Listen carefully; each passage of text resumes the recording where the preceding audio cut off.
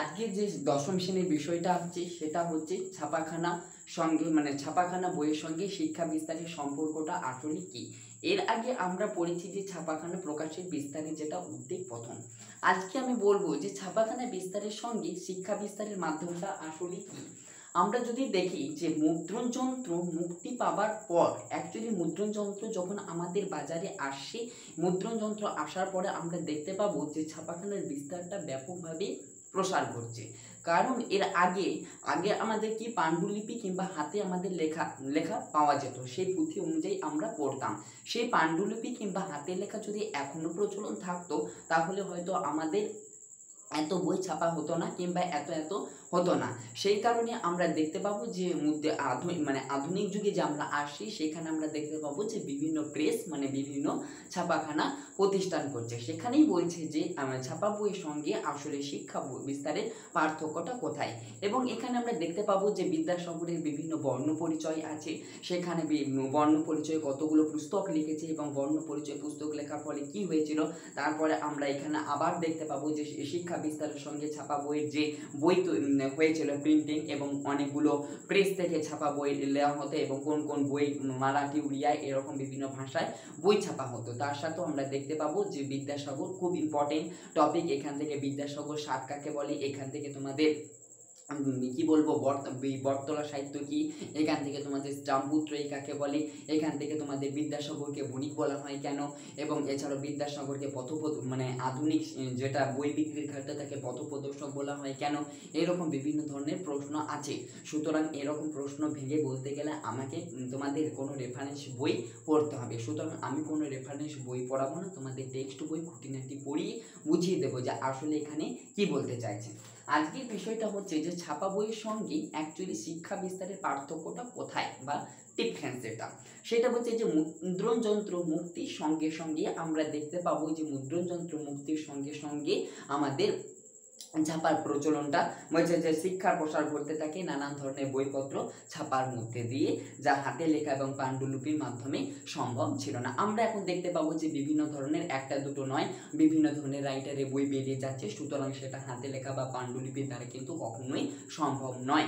সে কারণে আমরা দেখতে পাবো যে এখন ছাপাখানায় যে প্রিন্টিং প্রেস বেরিয়েছে সেখানে দিয়ে দিচ্ছে, তার পরিবর্তে ছাপা কাগজ বের হয়ে আসে। সুতরাং ছাপা কাগজের মাধ্যমে ছাপাখানা বিস্তারের মাধ্যমে আমরা দেখতে পাবো শিক্ষা বিস্তারের অনেক পার্থক্য কিন্তু রয়েছে। বঙ্গদর্শন নামে মাসিক পত্রিকা প্রকাশের পর বাংলা সাময়িক পত্রিকার যুগ শুরু হয়। বঙ্গদর্শনের যে মাসিক পত্রিকা আছে সেই মাসিক পত্রিকা প্রকাশনের পর আমরা দেখতে পাবো যে বাংলা সাময়িক পত্রিকার প্রকাশ শুরু হচ্ছে।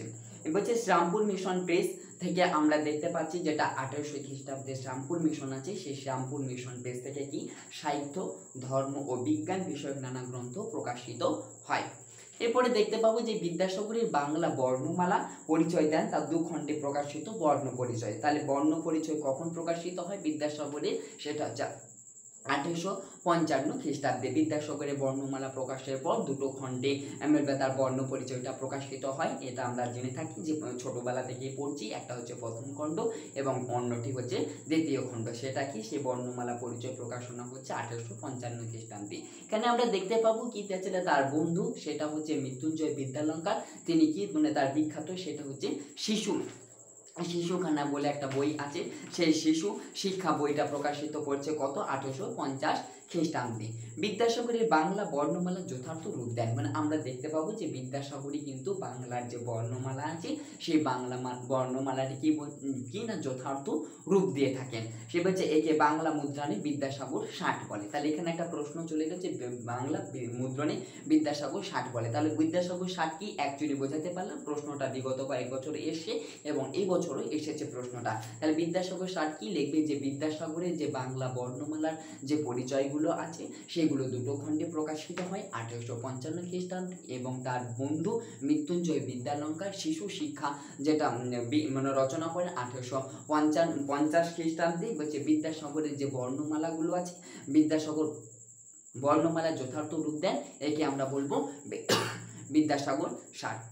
বিদ্যাসাগরের আগে থেকে 1840 থেকে 1870 খ্রিস্টাব্দ পর্যন্ত বটতলার বসতি নামে নতুন বাংলা প্রকাশনা ধারা ছিল। এর আগেও মানে বিদ্যাসাগরের আগেও আমরা দেখতে পাচ্ছি যে 1840 থেকে 70 খ্রিস্টাব্দের আগে একটা কি না বটতলা বসতি নামে একটা প্রকাশনা ছিল, এবং ওই প্রকাশনার কাছে যেটা কি না বলছে এই প্রকাশনা ধারা চলছিল, এটাকে বলা হয় বটতলা সাহিত্য বলা হতো। এই ধারার বিখ্যাত প্রকাশক হলেন কি, মানে এই যে বটতলা সাহিত্য যে প্রকাশক আছে সেই প্রকাশকটা হলেন কি, একজন হচ্ছে বিশম্বর দে আর আরেকটা হচ্ছে ভবানীচরণ বন্দ্যোপাধ্যায়, এবং তাদের প্রকাশিত বই ইংরেজি যেটা তাদের মানে যে ভবানীচরণ এবং বিশম্বর আছে তাদের যে প্রকাশিত বই সেটা নব্য শিক্ষিত পাশ্চাত্যদের মধ্যে একটা জ্ঞানের পিপাসা সৃষ্টি করছে। সেটা হচ্ছে যে বটতলা সাহিত্যের শ্রেষ্ঠ নিদর্শন হলো কি, সেটা হচ্ছে যে কি নববাবু বিলাস এবং কলিকাতার রঙ্গলাই, এবং তাছাড়াও আছে কবি কঙ্কন মুকুন্দরামের যে চণ্ডীমঙ্গল এবং ভরতচন্দ্রের অন্নদামঙ্গল এবং বিদ্যা সুন্দর ইত্যাদি। ছাপা বইয়ের সুবাদে আমরা দেখতে পাবো যেটা কি পাশ্চাত্য শিক্ষায় নারী শিক্ষা, প্রাথমিক শিক্ষা এবং উচ্চ শিক্ষার সমান অগ্রগতি ঘটে। এই যে ছাপা বইয়ের সঙ্গে আমাদের যে শিক্ষা বিস্তারের পার্থক্য ঘটছে, সেখানে আমরা নারী শিক্ষা এবং শিশু শিক্ষা এবং বিভিন্ন শিক্ষার আমরা প্রসার বা অগ্রগতি ঘটছে সেটা আমরা দেখতে পাচ্ছি। এরপরে দেখতে পাবো কি স্কুলের সংখ্যাও বৃদ্ধি পাচ্ছে আস্তে আস্তে। ইংরেজি ছাড়া বাংলা, হিন্দি, ওড়িয়া, মারাঠি, অসমিয়া, তেলুগু এরকম বিভিন্ন ধরনের বই প্রেস থেকে একের পর এক ছাপা হচ্ছে। এছাড়াও ক্যালকাটা স্কুল সোসাইটির উদ্যোগে হাজার হাজার বই ছাপা হয়, মানে ক্যালকাটা সোসাইটি থেকে বলা হয় যে এই ধরনের বই ছাপা হবে, সেখানেও কিন্তু হাজার হাজার বই ছাপা হয়। এছাড়া ফোর্ট উইলিয়াম কলেজের ছাত্রদের জন্য হিন্দুস্তানি প্রেস, যেটা কি পার্সিয়ান প্রেস, সংস্কৃত প্রেস থেকে প্রচুর বই ছাপা হতো। যে ফোর্ট উইলিয়াম কলেজ আসে সেই কলেজে হিন্দুস্তানি ছেলেদের জন্য হিন্দুস্তানি প্রেস থাকবে, তারপরে যেটা পার্সিয়ান আছে পার্সিয়ান প্রেস থাকবে, এবং সংস্কৃত প্রেস থাকবে। সেই প্রেস থেকে আমরা দেখতে পাচ্ছি যে বিভিন্ন ধরনের বই ছাপা হয়। বলছে এছাড়া প্রকাশিত নানান ধরনের নাটকেরও বই থেকে তৎকালীন সমাজের কথা জানা যায়। যে বই ছাপা হয় সেটা নয়, আমরা সেই তৎকালীন সমাজে বিভিন্ন ধরনের নাটকের কথাও আমরা জেনে থাকি। এরপরে আমরা দেখতে পাবো যে ছাপা উপন্যাস থেকে আমাদের যে এরকম ছাপা উপন্যাস আছে, আমরা অ্যাকচুয়ালি এই ছাপা বইটা পড়ছি এবং এই ছাপা বই পড়ার ফলে আমাদের জ্ঞান লাভ হচ্ছে, সেটাই বলছে যে ছাপা উপন্যাস থেকে আমাদের পড়ার ফলে জ্ঞান লাভ অর্জন হয়, বা জ্ঞান পাঠ্যকুল যেটা বুঝতে পারে যে এটা বলতে চেয়েছে। বাঙালি মানুষের নতুন চিন্তার খোরাক জুগিয়েছিল যেসব বাংলার উপন্যাস, তাদের মধ্যে অন্যতম হলো কি প্যারীচাঁদ মিত্রের আল্লাল ঘরের দুলাল। এখানে একটা প্রশ্ন আসতে পারে যে প্যারীচাঁদ মিত্রের একটা প্রবাদ যেটা আছে সেটা বলছে যে আল্লাল ঘরের দুলাল। এখানে কলকাতা সম্পর্কে এখানে প্যারীচাঁদ মিত্রে যা আল্লাল ঘরের দুলাল, সেখানে আমরা দেখতে পাবো যে কালীপ্রসন্ন সিংহেরই যে বাবু সম্প্রদায় এবং বাবু সম্প্রদায় শিক্ষিত মধ্যবিত্ত বাঙালিকে কতটা এগিয়ে নিয়ে গেছে বা এগিয়ে নিয়ে যাওয়ার জন্য কতটা তিনি মনোভাব পোষণ করেছেন, সেগুলো কিন্তু আমরা পরের পাঠে আসবো। এখানে কিন্তু যে ছাপা বইয়ের সঙ্গে শিক্ষা বিস্তারের যে ফারাক সেটাই আছে, এখানে কিন্তু ওদের এত ডিটেলস দেওয়া নেই, আমি পরের ভিডিওতে নিয়ে আসবো। বলছে যে এখানে কি দেওয়া ছিল, শিক্ষার প্রসার ছাপাখানা প্রয়োজনীয়তা বেড়েছিল 1886 খ্রিস্টাব্দ পর্যন্ত। এই যে শিক্ষা বিস্তারের ছাপাখানার প্রসারটা সেটা বেড়েছিল কত না 1886 খ্রিস্টাব্দ পর্যন্ত। ভারতের মোট ছাপাখানার সংখ্যা বেড়ে হয় কত 1094। প্রশ্নটা শর্ট প্রশ্নের জন্য যে ভারতে মোট ছাপাখানার সংখ্যা বেড়ে হয় কত 1094টি, যার মধ্যে শুধু বাংলায় 229টি ছিল। আর মুদ্রিত 8000 বইয়ের মধ্যে 2024টি বাংলায় ছাপা হয়। 1855 থেকে 1891 খ্রিস্টাব্দ পর্যন্ত বিদ্যাসাগরের বর্ণ পরিচয় যেটা প্রথম খণ্ড সেটা 152টি সংস্করণ ছাপা হয়।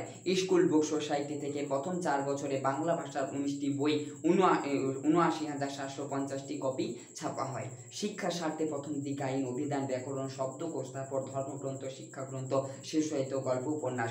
আমরা দেখতে পাবো যে শিক্ষার স্বার্থ দিক থেকে প্রথমে ওই যে শিক্ষাগ্রন্থ, তারপরে যেটা অভিগ্রন্থ, তারপরে যেটা ব্যাকরণ, তারপরে সাহিত্য, এরকম বিভিন্ন ধরনের গ্রন্থ কি হয় ছাপা হয়। বলছে ছাপা বই সর্বদাই শিক্ষা ও জ্ঞান চর্চার বড় মাধ্যম। যে এই যে ছাপা বই আছে, এই ছাপা বইটা বলছে সর্বদাই আমাদের হচ্ছে জ্ঞান চর্চা এবং শিক্ষা লাভের একটা বড় মাধ্যম। তাই ইংরেজি ও দেশীয় ভাষায় প্রকাশিত বই অনেক সময় অনুবাদ করতে হয়। বলছে তাই যে বাংলা ভাষাতে সবসময় বই অনুবাদ প্রকাশ করতে হবে সেটা নয়, সুতরাং অনেক সময় দেশীয় এবং ইংরেজি ভাষাতেও বই প্রকাশিত করতে হয়। সেটা হচ্ছে যে শিক্ষার প্রসারের অংশ, শিক্ষা বিস্তারের পাশাপাশি দেশে প্রাচ্য এবং পাশ্চাত্য সংস্কৃতি সমন্বয় ঘটে। আমরা দেখতে পাবো যে শিক্ষা বিস্তার যত অগ্রগতি ঘটবে সেখানে পাশ্চাত্য এবং পাশ্চাত্যের কি ঘটছে, একটা সমন্বয় অগ্রগতি ঘটে। কারণ ছাপাখানা মুদ্রিত গ্রন্থের যোগানো পরিপূর্ণ জ্ঞান লাভের একমাত্র সহায়ক, যা হাতে লেখা পুঁথি বা পাণ্ডুলিপির দ্বারা কখনোই সম্ভব নয়। তাহলে এখানে বোঝা যাচ্ছে যে ছাপাখানার সঙ্গে শিক্ষা বিস্তারের ফারাক এটাই যে ছাপাখানার ক্ষেত্রে বিভিন্ন ধরনের বই এবং উপন্যাস করা যেতে প্রেস থেকে বের করা যেতে পারে বা অনেক পাওয়া যেতে পারে হাজার হাজার, কিন্তু হাতে লেখা বা পাণ্ডুলিপির ক্ষেত্রে এটা কখনোই সম্ভব নয়। সেটা হচ্ছে এরপর আমরা দেখতে পাবো যে ছাপাখানার ব্যবসায়িক উদ্যোগ। এই যে ছাপাখানা শুরু হয়ে যাচ্ছে এবং বিভিন্ন ধরনের বই বের হচ্ছে এবং সেই বইগুলো কি না বাজারে বিক্রি হচ্ছে, সেটাই হচ্ছে যে ছাপাখানা যেটা আছে সেই ছাপাখানার ব্যবসায়িক উদ্যোগটা কি। 19 শতকের দ্বিতীয়ার্ধে বাংলা ছাপাখানার ব্যবসায়িক উদ্যোগে পণ্ডিত ঈশ্বরচন্দ্র বিদ্যাসাগরের নাম বিশেষভাবে স্মরণ করতে হয়। আমরা যদি 19 শতকের দ্বিতীয় ভাগটা দেখি তাহলে যে বাংলা ছাপাখানা আছে সেখানে বাংলা ছাপাখানায় ঈশ্বরচন্দ্র বিদ্যাসাগরের নামটা বিশেষভাবে স্মরণ করব। বলছে তিনি বাংলা মুদ্রণ প্রকাশন পুস্তক ব্যবসায়ী রূপে বিশেষ ভূমিকা পালন করেন। তিনি এই যে বাংলা ভাষার যে মুদ্রণ প্রকাশন করছেন সেটার ক্ষেত্রে তিনি সবচেয়ে বেশি ভূমিকা পালন করেছেন। তৎকালীন সময়ে বাংলা প্রকাশনা ওই ব্যবসায়ীতে তার সর্বাধিক প্রভাব ছিল। তৎকালীন সময়ে যখন বাংলা প্রকাশনা ছিল সেই ক্ষেত্রে তারই একটা ব্যাপক সর্বাধিক কি প্রভাব ছিল। বলছে তিনি তিনি বন্ধু মদন মোহন তর্কালঙ্কের সঙ্গে যৌথ উদ্যোগে 1847 খ্রিস্টাব্দে পটলডাঙ্গার বলছে 62 নম্বর আমহাস্ট্রিটে সংস্কৃত প্রেস নামে ছাপাখানা খোলেন। তার বন্ধুর সাথে যে মদন মোহন তর্কালঙ্কার, সেখানে পটলডাঙ্গার একটা 62 নম্বর স্ট্রিট আছে, সেই স্ট্রিটে কি একটা সংস্কৃত প্রেস খুলেন, মানে সংস্কৃত ছাপাখানা খোলেন যেটা বলবো। 1856 খ্রিস্টাব্দে বিদ্যাসাগর সংস্কৃত প্রেসের সম্পূর্ণ মালিক হন। কখন আমরা দেখতে পাবো যে বিদ্যাসাগর 1856 খ্রিস্টাব্দে সংস্কৃত যে প্রেস খুলেছিল সেই সংস্কৃত প্রেসের সম্পূর্ণ মালিক হন। এরপর বলছে এখান থেকে তার নিজের অন্যদের লেখা বই হাজার হাজার কপি ছাপা হতো। এখান থেকে তার নিজেরও এবং অন্যদেরও হাজার হাজার কপি ছাপা হতো। শুধু বর্ণ পরিচয় 1856 খ্রিস্টাব্দে জুন মাসে 50,000 কপি বিক্রি হয়ে যায়। আমরা দেখতে পাবো বর্ণ পরিচয় কখন ছাপা হয়, শর্ট কোশ্চেনের জন্য আসতে পারে, সেটা হবে 1856 খ্রিস্টাব্দে এবং 50,000-এরও বেশি কপি এখান থেকে বিক্রি হয়ে যায়। এই প্রেস থেকে প্রকাশিত বই বিক্রির জন্য বিদ্যাসাগর কলেজ স্ট্রিট পাড়ায় 1847 খ্রিস্টাব্দে সংস্কৃত প্রেস ডিপজিটারি নামে প্রথম বইয়ের দোকান খোলেন। তিনি শুধু পাঠ্য বই বিক্রি করে মাসে গড়ে 3 থেকে 4,000 টাকা আয় করতেন। তিনি কি না এরকম পাঠ্য বই বিক্রি করে তিনি গড়ে 3 থেকে 4,000 টাকা ইনকাম করতেন। তাই তাকে আধুনিক বাংলা বই ব্যবসার প্রথম পথপ্রদর্শক বলা হয়। তাহলে আধুনিক বাংলা প্রথম পথপ্রদর্শক কাকে বলা হয়? বিদ্যাসাগরকে। এটা 2 নম্বরও আসতে পারে এবং 1 নম্বরও আসতে পারে, বা কেন বলা হয় সেরকম এলে 2 নম্বরের প্রশ্ন আসবে। কিন্তু 1864 খ্রিস্টাব্দে ব্রজেন্দ্রনাথ মুখার্জির আনুকূল্যে আমরা দেখতে পাবো যে বিদ্যাসাগর তার বই দোকানটির সত্ত্ব ত্যাগ করেন এবং 1855 খ্রিস্টাব্দে জানুয়ারি মাসে বৃদ্ধ বয়সে 25 নম্বর যেটা সুকিয়া স্ট্রিটে তার নতুন বইয়ের দোকান, সেটার নাম কি কলিকাতা পুস্তকালয় খোলেন। সেই দোকানটাকে ত্যাগ করে এরপর আমরা দেখতে পাবো যখন বৃদ্ধ বয়স সুকিয়া যেটা গত 25 নম্বর যেটা লেন, সেখানে আমরা দেখতে পাবো কলকাতায়, যেটা পরবর্তীকালে সেটা কলিকাতা পুস্তকালয় খুললেন, বলছে কলকাতার পুস্তকালয়। যেটা ছাপাখানার ব্যবসায়িক উদ্যোগের জন্য বিদ্যাসাগরকে, মানে এই যে ছাপাখানা ছাপ ছিল সেই ছাপাখানা ছাপার ক্ষেত্রে যে ব্যবসায়িক উদ্যোগ তৈরি করেছিল, এই জন্য বিদ্যাসাগরকে বিদ্যাবণিকও বলা হয়।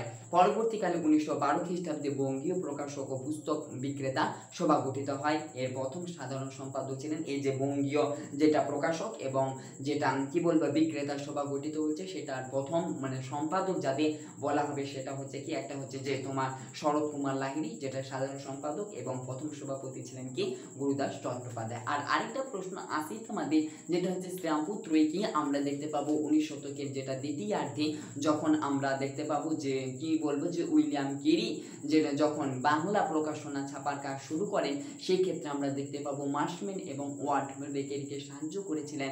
এটাই শ্রীরামপুর, মানে 3 জন একত্রে মিলে যেটা ছিল সেটাই হচ্ছে তোমাদের শ্রীরামপুর ত্রয়ী। এটাই ছিল তোমাদের যে ছাপাখানা বইয়ের সঙ্গে আসলে যে শিক্ষা বিস্তারের ফারাক কিংবা পার্থক্যটা কি, এটা আমি আশা করি বোঝাতে পারলাম। ভিডিওটা তোমরা একবার ভালোভাবে মন দিয়ে শোনো এবং যে প্রশ্নগুলো বলেছি সেগুলো আন্ডারলাইন কিংবা খাতায় তোমরা নোট ডাউন করে নাও। এরপরে তোমাদের যে পাঠ রইবে সেটা হচ্ছে আরও মোস্ট ইম্পর্টেন্ট, বিগত কয়েক বছর ধরে এটা দেখা যাচ্ছে, আসছে এবং আসার চান্স হচ্ছে। এরপরের ভিডিও আমি তোমাদের নিয়ে আসবো, সেটা হচ্ছে যে উপেন্দ্র কিশোর রায় চৌধুরীর শিক্ষা বিস্তার সম্পর্কে কি জানো সেটা আমি তোমাদের ভালোভাবে বুঝিয়ে দেবো।